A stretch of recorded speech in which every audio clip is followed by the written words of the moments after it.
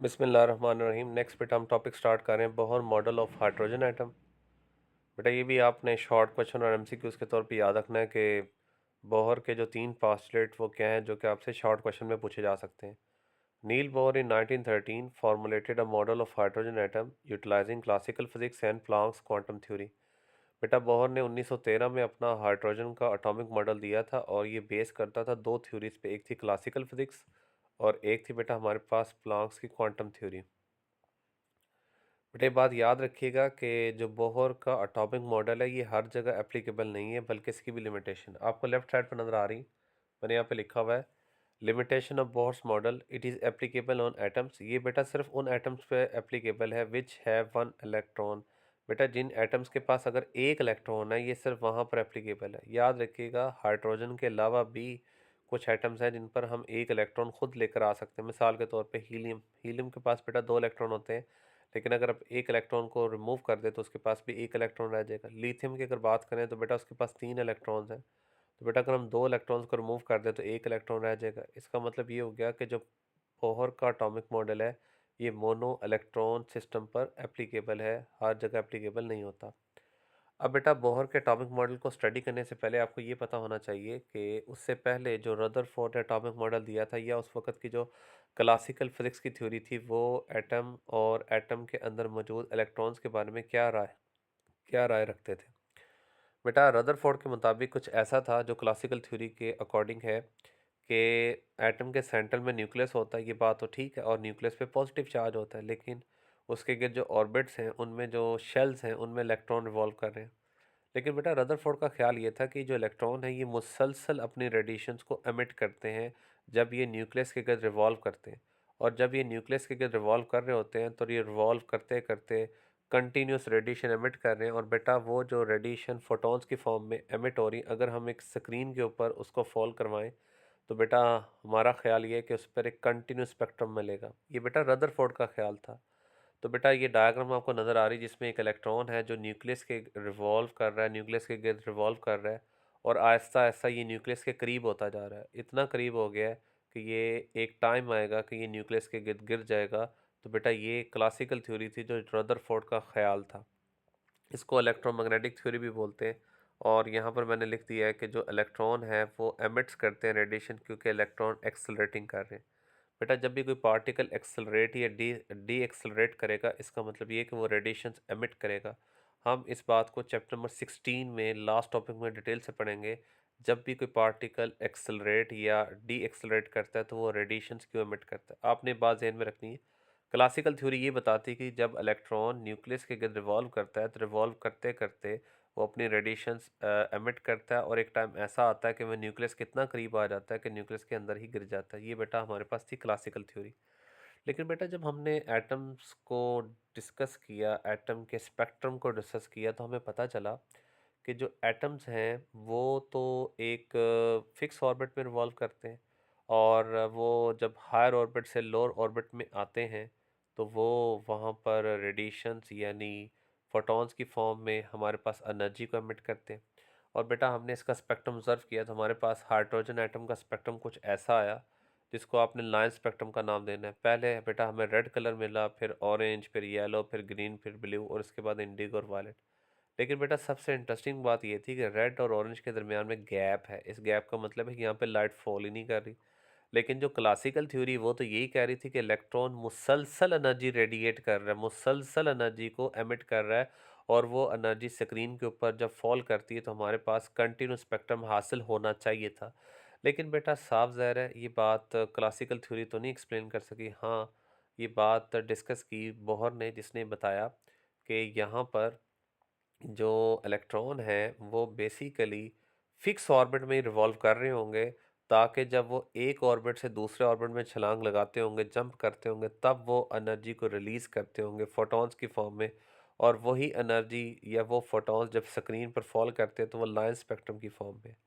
यानी बेटा हमने लाइन स्पेक्ट्रम को डिटेल से स्टडी किया था पिछले टॉपिक्स में, जिसमें हमने बताया था कि जो एटॉमिक स्पेक्ट्रम है वो बेसिकली लाइन स्पेक्ट्रम की एग्जांपल है, और हमने उसमें हाइड्रोजन गैस को डिस्कस किया था। तो बेटा बोहर ने इस लाइन स्पेक्ट्रम के रिजल्ट्स को स्टडी करते हुए ये सोचा कि जो इलेक्ट्रॉन हैं वो न्यूक्लियस के गिर्द जब रिवॉल्व करते हैं तो फिक्स ऑर्बिट में रिवॉल्व करते होंगे।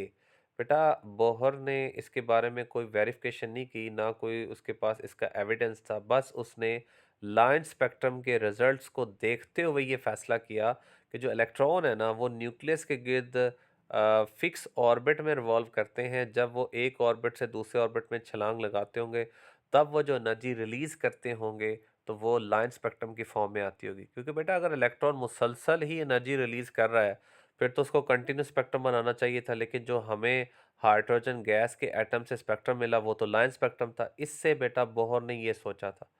अब बेटा हम लोग बोहर के पास्टुलेट को स्टडी करते हैं। सबसे पहला पास्टुलेट क्या है जी? An electron bound to the nucleus. अब एक इलेक्ट्रॉन न्यूक्लियस के गिर्द बाउंड है, मजबूर है। In an atom can move around the nucleus in certain circular orbits.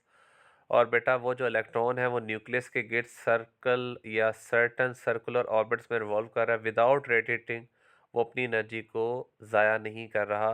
These orbits are called discrete. बेटा इनको अलग अलग या stationary state of the atoms भी बोला जाता है।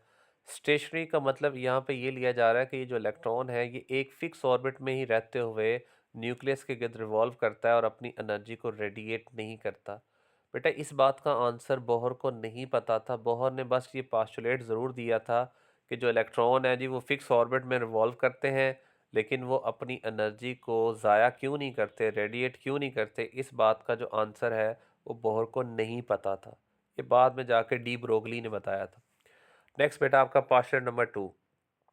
अब बेटा यहाँ पर ये सवाल भी पैदा होता है कि जो न्यूक्लियस के गिर्द ऑर्बिट्स न्यूक्लियस के जो ऑर्बिट्स बनते हैं क्या ये हर जगह बनते हैं या फिक्स जगह पे बनते हैं? तो बेटा इस बात का आंसर बी बोहर को नहीं पता था। हाँ, बोहर ने बस इतना बताया था कि जी न्यूक्लियस के गिर्द ऑर्बिट वहीं पर बनता है जहाँ पर उसका एंगुलर मोमेंटम फिक्स हो, क्वांटाइज्ड हो।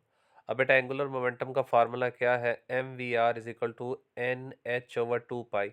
तो बेटा जो बोहर उसने ही बताया कि न्यूक्लियस के अराउंड में ऑर्बिट वहाँ पर बनेगा जिसका angular momentum H over two pi या इसका इंटीग्रल मल्टीपल हो।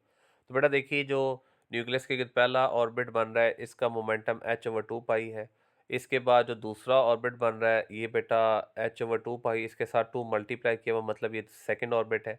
इसके बाद बेटा तीसरा ऑर्बिट है, इसका मोमेंटम भी ज़रा चेक कीजिए वो एच ओवर टू पाई। इसका मतलब ये हो गया कि न्यूक्लियस के गिर्द ऑर्बिट वहीं पर बनेगा जहां पर angular momentum h over two pi का इंटीग्रल मल्टीपल हो। अब बेटा इस बात का आंसर बी बोहर को नहीं पता था, यानी बोहर ने अपने पहले पास्टुलेट और अपने सेकंड पास्टुलेट की कोई वेरिफिकेशन नहीं दी, बस उसने इसको बता दिया जी कि ऐसा होता होगा। लेकिन जब उससे पूछा गया कि ऐसा क्यों होता है कि यहाँ पर एंगुलर मोमेंटम इतना ही क्यों होता है, इस बात का आंसर बोहर को नहीं पता था। तो हमने भी बेटा ये पास्टुलेट ऐसे जहन में रखना है कि बोहर के अकॉर्डिंग सेकंड पास्टुलेट क्या है? ओनली दो स्टेशनरी ऑर्बिट्स आर अलाउड। सिर्फ वो स्टेशनरी ऑर्बिट्स अलाउड होंगे फॉर विच जहाँ पे उसका ऑर्बिटल एंगुलर मोमेंटम इक्वल होगा integral multiple of H over two pi. ये बात बेटा मैंने आपको भी बता दी कि एंगुलर मोमेंटम बराबर होना चाहिए एच ओवर टू पाई के मल्टीपल के। तो बेटा आपने फर्स्ट ईयर चैप्टर नंबर 5 में एंगुलर मोमेंटम का फार्मूला पढ़ा हुआ है L is equal to M V R. तो बेटा हमने ये फार्मूला प्रूव नहीं करना, अभी फिलहाल ज़हन में रखना है एम वी आर बराबर है एन एच ओवर टू पाई। बेटा एन से मुराद यहाँ पे प्रिंसिपल क्वांटम नंबर है जिसकी वैल्यू 1 हो सकती है, 2 हो सकती है, 3 हो सकती है। यानी कौन सा आपका ऑर्बिट है? बेटा एच से मुराद प्लांक्स कांस्टेंट और इसकी वैल्यू आपने ज़ुबानी याद रखनी है 6.63 मल्टीप्लाई 10⁻34 जाउल सेकेंड। और बेटा याद रखिएगा प्लांक्स कांस्टेंट का यूनिट और एंगुलर मोमेंटम का यूनिट सेम होता है। ये मैंने आपको फर्स्ट ईयर में भी बताया था, ये एमसीक्यूज आपने ज़हन में रखना है।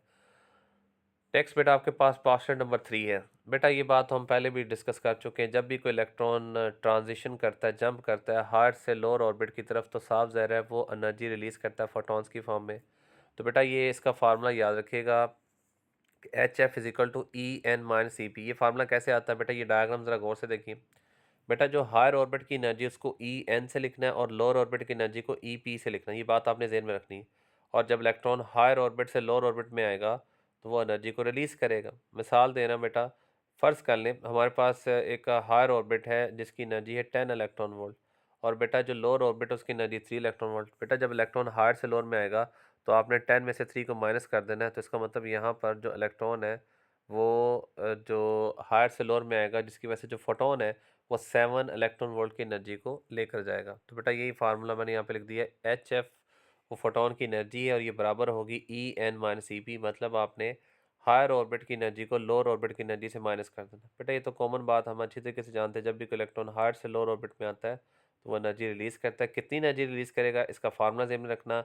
हायर ऑर्बिट की एनर्जी में से लोअर ऑर्बिट की एनर्जी को माइनस कर दें तो आपको पता चल जाएगा वो जो फोटोन रिलीज हो रहा है उसके पास इतनी एनर्जी है।